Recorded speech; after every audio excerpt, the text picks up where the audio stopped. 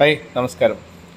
നമ്മുടെ നാട്ടിലെ നമ്മളൊരു സുഹൃത്തിൻ്റെ 2 പിഞ്ചു കുട്ടികൾക്ക് വേണ്ടിയിട്ടുള്ള ഒരു ബിരിയാണി ചലഞ്ചാണ് നമ്മൾ പ്ലാൻ ചെയ്തിട്ടുള്ളത്.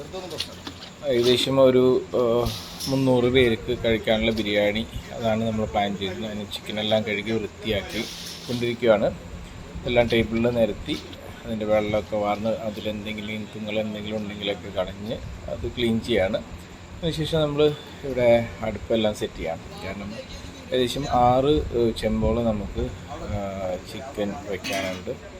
അപ്പോൾ ഏകദേശം 180 കിലോ ചിക്കനാണ് നമ്മൾ പ്ലാൻ ചെയ്തിട്ടുള്ളത്. അതുപോലെ തന്നെ 2 കിൻഡൽ അരി, 200 കിലോ 220 കിലോ അരി വരെ നമുക്ക് വയ്ക്കേണ്ടതായിട്ട് വരും ബിരിയാണിയിലേക്ക്. അപ്പോൾ ഓരോ ചെമ്പും ഓരോ അടുപ്പിൻ്റെ മുകളിൽ ഫിക്സ് ചെയ്ത് ഇനി ഈ കഴുകിയ ചിക്കൻസ് എല്ലാം തന്നെ നമുക്ക് ഈ ഒരു ചെമ്പിലേക്ക് കൊണ്ടുവരണം. അതിനായിട്ട് അതിൻ്റെ പ്രത്യേക അളവിൽ ഓരോ ചെമ്പിലേക്ക് അതിനാവശ്യമായിട്ടുള്ള ചിക്കന് എല്ലാം കൊണ്ട് ആദ്യം അതിലേക്ക് ഇടുകയാണ് ചെയ്യുന്നത്. അതിൻ്റെ കാര്യങ്ങളാണ് ഇപ്പോൾ നടന്നുകൊണ്ടിരിക്കുന്നത്. അപ്പോൾ ആദ്യം നമ്മൾ ക്ലീൻ ചെയ്തതിന് ശേഷം ഒരു ടേബിളിൽ എന്തിനാണ് നിരത്തി വെച്ചതെന്ന് വെച്ചാൽ അതിലെന്തെങ്കിലും ഈ തൂവലുകളൊക്കെ ഉണ്ടായിരിക്കുമല്ലോ, അതൊക്കെ ഒന്ന് പുറക്കിയെടുത്ത് ഒന്ന് വൃത്തിയാക്കി അതിലുള്ള വെള്ളമൊക്കെ ഒന്ന് പോയി കഴിഞ്ഞാൽ കുറച്ചുകൂടി എന്താ പറയുക വൃത്തിയാവും. ആ ഒരു ചിക്കൻ നമ്മൾ വെട്ടി വെച്ചിട്ട് ചിക്കൻ എന്ന് പറഞ്ഞാൽ ഇത് ബിരിയാണിക്ക് വേണ്ടിയിട്ടാണ് കേട്ടോ ചിക്കൻ കട്ട് ചെയ്തിട്ടുള്ളത്. ഇന്ന് നമ്മുടെ നാട്ടിൽ 190 രൂപയാണ് 1 കിലോ ചിക്കന് ഒരു വില വരുന്നത്. നമ്മൾ അറിയുന്ന ഒരാളായതുകൊണ്ട് നമുക്ക് എന്ത് ചെയ്ത് കുറച്ച് ഡിസ്കൗണ്ടൊക്കെ ചെയ്യും. പിന്നെ ഇങ്ങനത്തെ ഒരു കാര്യത്തിനായിട്ട് അങ്ങനെ ആരും വലിയ ഇതൊന്നുമില്ല. നമ്മൾ പറഞ്ഞ റേറ്റ് പറഞ്ഞപ്പോൾ അതിന് തരാം എന്നുള്ള കണ്ടീഷനായിരുന്നു. അപ്പോൾ ഇങ്ങനെ അതായത് 8 ചെമ്പിലും ഈ ഒരു ചിക്കൻ കൊണ്ടുപോയിട്ട് ഈക്വലായിട്ട് ഡംപ് ചെയ്യും. എന്നതിന് ശേഷമാണ് ഞാൻ അടുത്ത പരിപാടി ചെയ്യുന്നത്. അപ്പം ഈ 8 ചെമ്പ് ഒരേ സമയത്ത് തന്നെയാണ് നമ്മൾ എന്താ പറയുക കുക്ക് ചെയ്യാൻ ഉദ്ദേശിക്കുന്നത്. അപ്പോൾ കൊണ്ടുവച്ചിട്ട് ഈ ചിക്കനിൽ ഇനി പൊടികൾ ഇടുകയാണ്. എല്ലാ ചെമ്പിലും മഞ്ഞൾപ്പൊടി, മല്ലിപ്പൊടി, അതുപോലെ മുളക് പൊടി, ബിരിയാണി മസാല, അങ്ങനെ ആ ബിരിയാണിക്ക് ആവശ്യമായിട്ടുള്ള എല്ലാ സാധനങ്ങളും ഇവിടെ ഇപ്പോൾ ഇട്ട് അത് എല്ലാ ചെമ്പിലും, അതായത് ഈ 6 ചെമ്പിലും അതുപോലെ തന്നെ ഇത് വെക്കണം. ഉപ്പ്, അതുപോലെ മല്ലിപ്പൊടി, മുളക് പൊടി, കുരുമുളക് പൊടി, ഇതെല്ലാം ഇട്ടതിന് ശേഷം ഇത് കംപ്ലീറ്റ് ഇട്ട് നന്നായിട്ട് മിക്സ് ചെയ്യണം. അപ്പോൾ ഈ സമയം കൊണ്ട് നമുക്ക് സവാള അരിഞ്ഞിട്ട് വരാം. കാരണം സവാള മസാലയ്ക്ക് വേണ്ടി സവാള ഇടാം. അപ്പോൾ സവാള നമ്മൾ കട്ട് ചെയ്തുകൊണ്ടിരിക്കുകയാണ്. പുള്ളിക്ക് ഇത് സ്ഥിരം ചെയ്തതുകൊണ്ട് പുള്ളിക്ക് വലിയ പ്രശ്നമില്ല. പക്ഷെ നമ്മളൊക്കെ ഇത് ചെയ്ത് ചിലപ്പോൾ കൈ കട്ട് ചെയ്ത് പോകും. കാരണം കത്തി നല്ല മോശമുള്ള കത്തിയാട്ടോ. നല്ല കത്തിൻ്റെ ഷാർപ്നെസ് നോക്കുന്നത് തന്നെ മനസ്സിലാവുന്നുണ്ട്. ഇനി അതുപോലെ തന്നെ ഇതിൻ്റെ ബാക്കി കാര്യങ്ങളെല്ലാം അരിഞ്ഞ് കംപ്ലീറ്റ് ചെയ്തിട്ട് നമുക്കത് ആദ്യം മസാല ഉണ്ടാക്കണം. അപ്പോൾ ചിക്കൻ എല്ലാ ചെമ്പിലും ഇട്ട് ഡംപ് ചെയ്തു അതിന് മുകളിൽ മസാല എല്ലാം ഇട്ട് കുറച്ച് നേരത്തെ അങ്ങനെ വെക്കണം. കാരണം എന്താ വെച്ചാൽ ചിക്കൻ വൈകിട്ട് വെട്ടി അതിൻ്റെ ഒരു ബാഡ് സ്മെല്ല് വരാൻ സാധ്യതയുണ്ട്. അതുകൊണ്ട് ആദ്യം തന്നെ മസാല എല്ലാം ഇട്ട് വെച്ച് ചിക്കനിൽ മസാല പിടിക്കുകയും ചെയ്യും. അങ്ങനെ ഈ ചിക്കനിന് ബാഡ് സ്മെല്ല് വരുമല്ലോ. അപ്പോൾ നമ്മൾ ബാപ്പുക്കയും ഇറങ്ങിയിട്ടുണ്ട്. ഇനി അതിന് വേണ്ട തക്കാളികളെ കട്ട് ചെയ്ത് തക്കാളി കട്ട് ചെയ്യണം.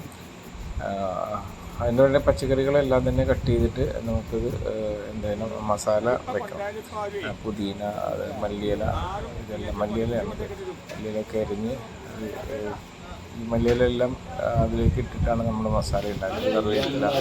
എല്ലാം തന്നെ നമ്മൾ മസാല ആണ് നമ്മൾ ഇതിലേക്ക് വന്നത് ചോറ്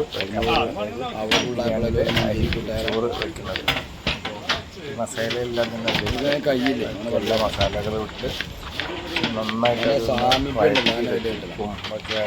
കിട്ടില്ല.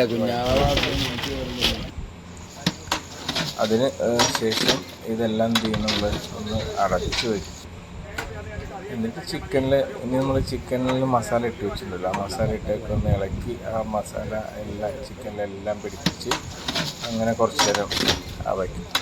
എന്നിട്ട് ആണ് പിന്നെ ഈ ഉണ്ടാക്കിയ മസാലയില്ലേ, ഈ മസാല നമ്മൾ എന്ത് ചെയ്യും, ഇവിടുന്ന് കോരിയെടുത്ത് നമ്മൾ ഓരോ ചെമ്പിലായിട്ട് വെച്ചിട്ടുള്ള ചിക്കനിലേക്ക് ഇതാദ്യം അവിടെ എന്താ പറയുക കൊണ്ടുപോയിട്ട് തരും. അതും ഈക്വലായിട്ട് നമ്മളെങ്ങനെയാണ് ചിക്കൻ ഇട്ടത് അതിൻ്റെ ഈക്വലായിട്ട് തന്നെയായിരിക്കും ഈ ഒരു മസാലയും കൊണ്ടുവിടുക. അപ്പോൾ എല്ലാ ഇതിലും ഇപ്പോൾ ഓരോ ചെമ്പിലും കണ്ടില്ല നമ്മളെ മല്ലിയിലൊക്കെ ഇട്ട് ഇളക്കി ഇവിടുന്ന് ഈ ഉണ്ടാക്കുന്ന മസാലയാണ് കേട്ടോ നമ്മൾ ബിരിയാണിയുടെ മസാല എന്ന് പറയുന്നത്. അപ്പോൾ ഈ മസാല നമ്മൾ ഇനി ഓരോ ചെമ്പിലും കൊണ്ടുപോയി അതായത് ചിക്കൻ ചിക്കൻ മിക്സ് ചെയ്ത് വെച്ചിട്ട് ചെമ്പിലേക്ക് കൊണ്ടുവരികയാണ് ചെയ്യുന്നത്. ഇങ്ങനെ കോരിയെടുക്കും. എന്നിട്ട് ഒരു അളവുണ്ട് കേട്ടോ, ഓരോന്നിനും കോരിയെടുക്കുന്ന അല്ലെങ്കിൽ തവിക്കുള്ളൊരു അളവ് വെച്ചിട്ടാണ് ഇത് അവിടെ കൊണ്ടുപോയിട്ട് നേരെ എന്ത് ചെയ്യും, മസാല ചിക്കൻ ചെമ്പിൽ ചിക്കനായിട്ട് ചെമ്പിലേക്ക് ദം ചെയ്യും. അതാണ് ഈക്വലായിട്ടൊരു അളവുണ്ട്. അല്ലെങ്കിൽ ആ അളവ് തെറ്റിക്കഴിഞ്ഞിട്ടുണ്ടെങ്കിൽ എല്ലാത്തിനും മസാല പിടിക്കില്ല. കാരണം ഈ ചെമ്പ് നമ്മൾ ഒരുമിച്ചാണ് എടുക്കണമെങ്കിൽ ഓരോ ചെമ്പെന്നായിരിക്കുമല്ലോ നമ്മളെടുത്ത് മസാലയും എന്താ പറയുക റൈസും. അപ്പോൾ അതൊരു കൺഫ്യൂഷൻ വരും, അല്ലെങ്കിൽ ടേസ്റ്റ് വ്യത്യാസം വരും. അപ്പോൾ അതിന് ഈക്വലായിട്ടായിരിക്കും എല്ലാ സ്ഥലത്തും എല്ലാ ചെമ്പിലും ഈ ഒരു മസാല മിക്സ് ചെയ്യാം. അതിനുശേഷം നന്നായിട്ട് മിക്സ് ചെയ്ത് അത് കറക്റ്റായിട്ട് മിക്സ് ചെയ്ത് നമ്മളത് അടച്ച് വെച്ച് അതിൻ്റെ മുകളിൽ കുറച്ച് കനലൊക്കെ ഇട്ട്, അതായത് കനലൊക്കെ ഇട്ട് മസാല ചിക്കനൊക്കെ ഇട്ടുന്ന ചിക്കൻ്റെ മസാലയും ഈ ഇപ്പോൾ നമ്മൾ ഉണ്ടാക്കിയിട്ടുള്ള ആ ഒരു തക്കാളി എല്ലാം വഴറ്റിയതെല്ലാം കൂടി മിക്സായിട്ട് കളറിൽ വരാൻ വേണ്ടി വേവും വേണം. നന്നായിട്ട് വെച്ച് കഴിഞ്ഞാലല്ലോ അപ്പോൾ മസാല എല്ലാം ഓരോ ചെമ്പിലിട്ട് ക്ലിയറാക്കി.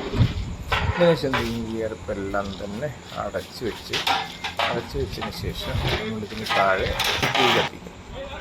ഓരോന്നും തീ കത്തിച്ച് വെച്ചിട്ട് ഇനി നമുക്ക് എന്ത് ചെയ്യാം, ഇതിലേക്ക് വേണ്ട റൈസ് ഉണ്ടാക്കണം. റൈസ് ഉണ്ടാക്കാൻ വേണ്ടിയിട്ട് വലിയൊരു ചെമ്പിൽ നമ്മൾ എന്ത് ചെയ്യും, വെള്ളം തിളച്ച സമയത്ത് നമ്മൾ കഴുകി വെച്ച അരി അങ്ങനെ ഒരു തവണ നമ്മൾ 50 കിലോ ആണ് വയ്ക്കുന്നത്.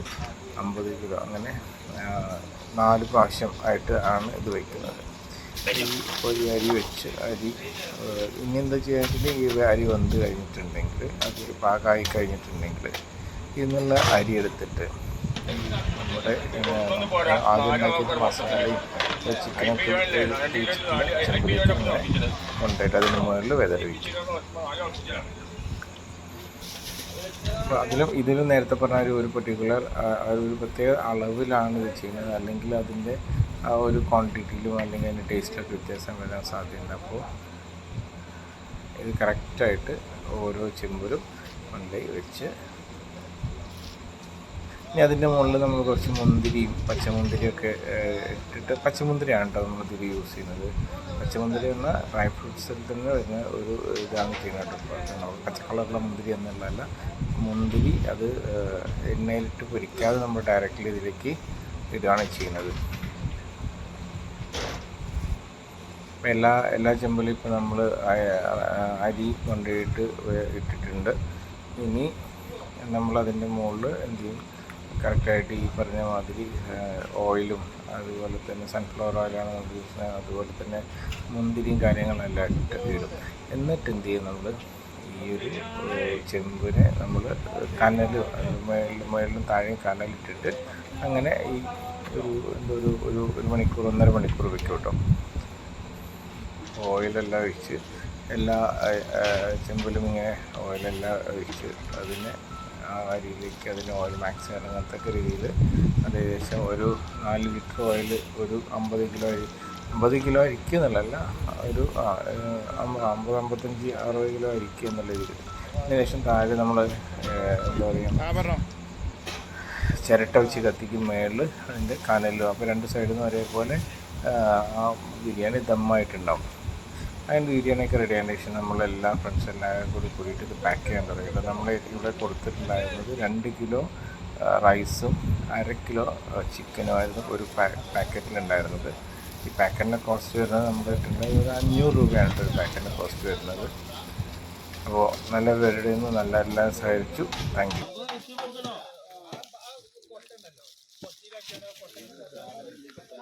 ചാക്ക് കൊണ്ടുവരാൻ പറ്റുമോ? കൊണ്ടുവരാൻ